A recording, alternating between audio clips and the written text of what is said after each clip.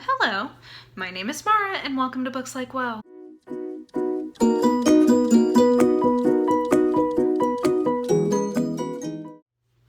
The day has finally arrived, guys. I have been teasing that I wanted to do a YA mystery recommendation video for you guys for a long time, and I finally feel like I have read enough that I have some places that I think you should start, and some cautions about books that are frequently recommended in this genre that I don't necessarily think are that great. Some where to start and some cautions basically in this video. But yeah, I wanted to do this because I think I kind of solidified in my mind about a year ago, maybe a little bit more, of like, you know what? I really do like YA mysteries a lot. One of the things that I like about them is that they don't ever get super heavy, which I appreciate in a mystery. I tend to be more on kind of the cozier or like golden age of crime type end of mystery. I don't like things that are super angsty and super hardcore or intense, which is what a lot of mysteries these days tend into. There's a lot of like dark mystery basically, which is fine. That's just not like my deal as much. And I do like some of them, but it's just a little bit more of a mixed bag.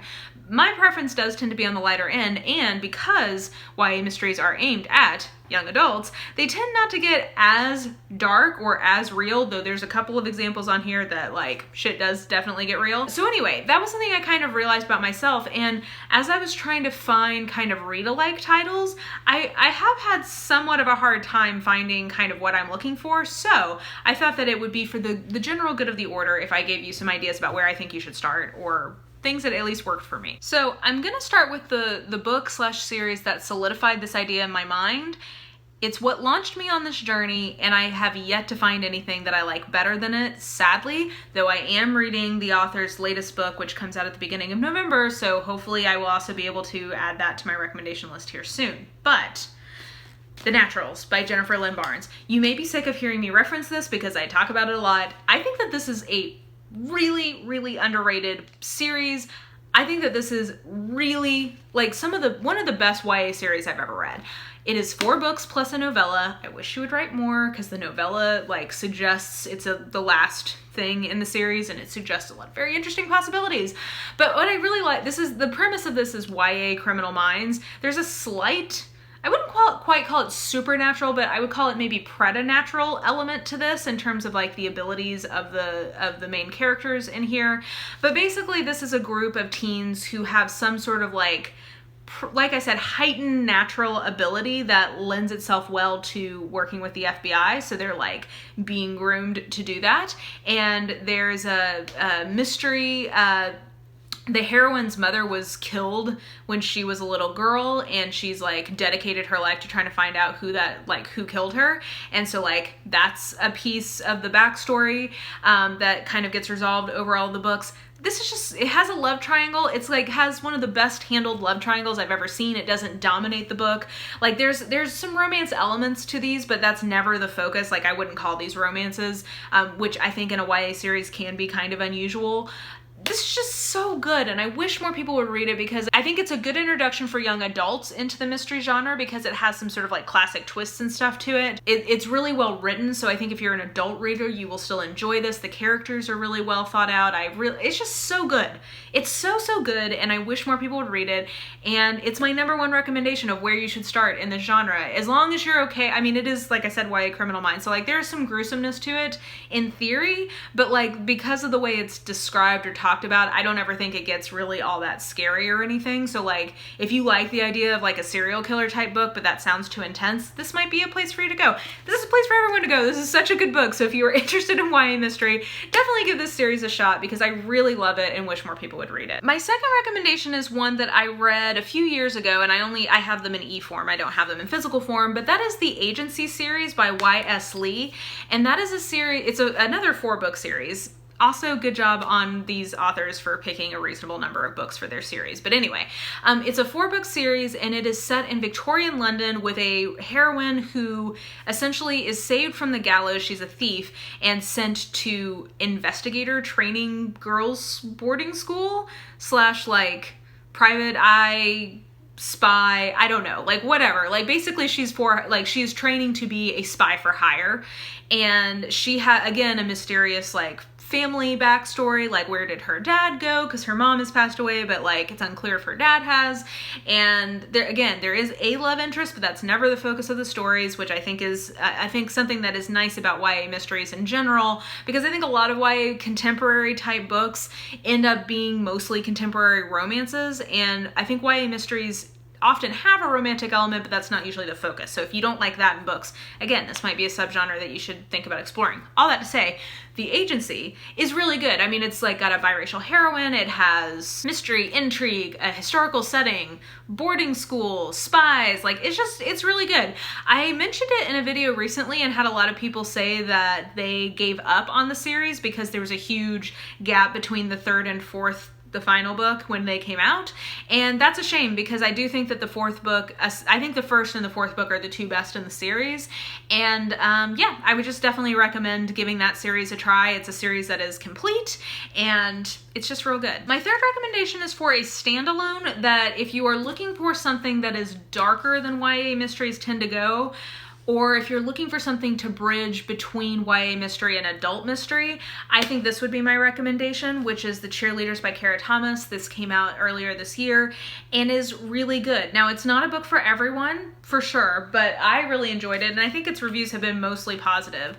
This is one of my favorite things I've read this year. I think that this does a really nice job of putting you in the mindset of somebody who is depressed. I think it's a very well executed book, and I would say that the mystery part of it is not as front and center as I would like, potentially at times, because I do think that there's some elements of just like our protagonist is like going through a lot, so you spend a lot of time kind of just her dealing with her current life. But I do think that this is, 100% it's a mystery, it's a thriller kind of book. And yeah, it's a darker YA, but it's not like full grimdark YA. We will get there. So yeah, I would definitely recommend this. So something I'll just mention is that a lot of these YA mysteries, and the ones that I don't like as much, like some of the ones that I'm just not even mentioning, a lot of them are focused on a mystery in the past, and it's rarely a mystery in the present, which I don't like as much in general. I tend to prefer mysteries that are about something that's currently happening. So just a note about something I've noticed in almost every YA mystery I've read is that it primarily is focusing on a past mystery, with the except like The Naturals is a great exception to that, and so is The Agency, which might be why I put them as my first two. But this is my favorite book that is dealing with a past mystery. I think it does the dual timeline the most effective, and I was most invested in this mystery that happened in the past. Of the ones that I've read, I think it handles that the best. My fourth recommendation is for Undead Girl Gang by Lily Anderson. Now, the reason I wanted to put this one on here is because it has definitely, so The Naturals has what I would call the preternatural element. Undead Girl Gang is straight up got supernatural elements happening. Like literally she's a witch who resurrects her murdered best friend. So like there's definitely some supernatural elements. So if you're looking for that in a YA mystery, I thought this is definitely the best one that has that in it that I've read. And I really enjoyed that book a lot. I really loved like all the friend dynamics. I think that the mystery was like kind of light, and it was like it wasn't like it was a super hard to solve mystery. It wasn't like there was a lot of twists and turns, but I think it was just like the tone of it was very like light and kind of moving along kind of a thing, and I just think it was just really, really well done. It had a lot of interesting representation in it, which I know a lot of people are looking for, but I just thought it was well written. The mystery part was good, and I think the friendship stuff in there was really good. And a lot of these YA mysteries do have a lot of stuff about friendship, because that tends to be an overall theme of YA in general. And then my fifth recommendation, and my last of my sort of like where to start recommendations, is Sadie by Courtney Summers. This book is the grimdark mystery I was alluding to, because like, it needs all of the trigger warnings. It is so dark, and I wouldn't say that it has a cathartic ending to it.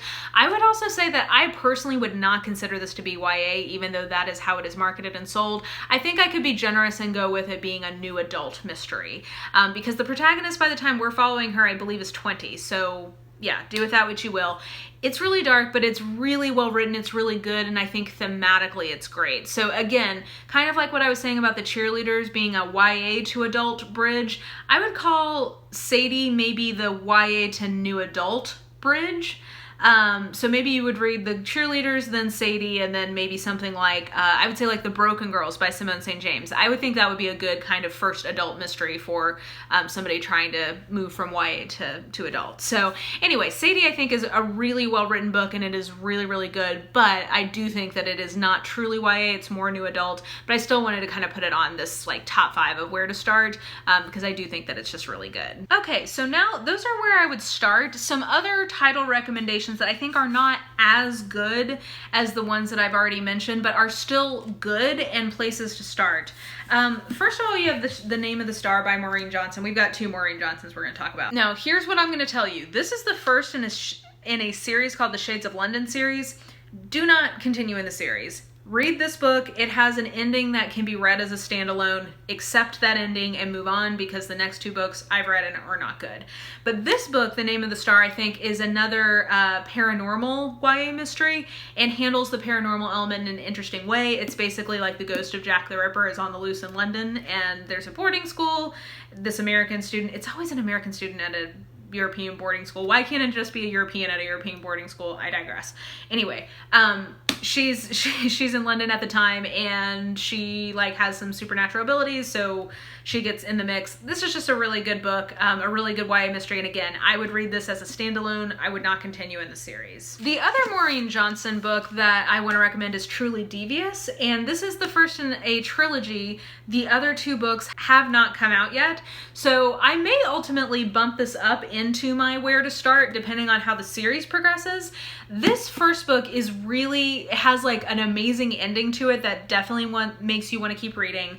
The premise is super cool because she's at a boarding school. There you go, a theme here. She's at a boarding school where there was a kidnapping / probable murder almost 100 years beforehand. So she is trying to solve a mystery in the past. This is another one where the mystery in the past I think is actually handled pretty well. I have a higher tolerance for that in this one than I do in some others. But anyway, the first book is a lot of ramp up. Realistically, I'm pretty sure by the time I've read the other 2 in the series, I'm gonna end up saying that it should have been a duology instead of a trilogy, because there's a lot of, I think, filler in this book. That being said, it's still really interesting and really engaging, and if you're looking to get in on a series that's still happening, this is definitely what I would recommend. 3 that I think are oft-cited or recommended in this subgenre that are all fine. Like, they're good. I think that if you don't go in with super high expectations, you'll enjoy them. I don't know that they're the best. The first one is We Were Liars by Lockhart. I was expecting to really love this book based on what I'd heard about it over the years, but I think as an adult reader, the twist in this is apparent from like a few chapters in. So basically, yeah, it's somewhat of a dual timeline, but not really, and I appreciate that because anyway, I don't want to get too spoilery, but basically I just think that if you've read a lot of mystery, you're not going to be super shocked by the twist that's in here. But for an actual young adult reader, maybe this would be a little bit more shocking. The prose is quite purple. I do think that it's appropriate because the protagonist is like a deeply angsty teen. So like, I kind of have some forgiveness for that, but some people have a problem with the prose, which I could definitely see, so there's a warning there. Basically, I would say this is fine. Like, if you are looking for more YA mysteries to read and you've not read this one yet, give it a go. It's not terrible. Another kind of like paranormally type YA mystery that I read this year that again I thought was like fine. It wasn't amazing, but I did really like the ending, which kind of bumped it up a little bit for me. That was Neverworld Wake by Marissa Pessl. I do think that there's a lot of teen stereotyping in this book that I kind of get impatient with in YA, which was my biggest problem with it. It was a fun book. I enjoyed reading it. I read it on a plane ride. Like, I would recommend it. It was good. And if you like YA mysteries, and especially if you like YA mysteries that may have like a little bit of sort of like a supernatural twist to them, I would definitely recommend this. I thought it was fun. It wasn't an amazing one to me, but I did like it. And then finally, There's Someone in the House by Tiffani Perkins, I believe is the author.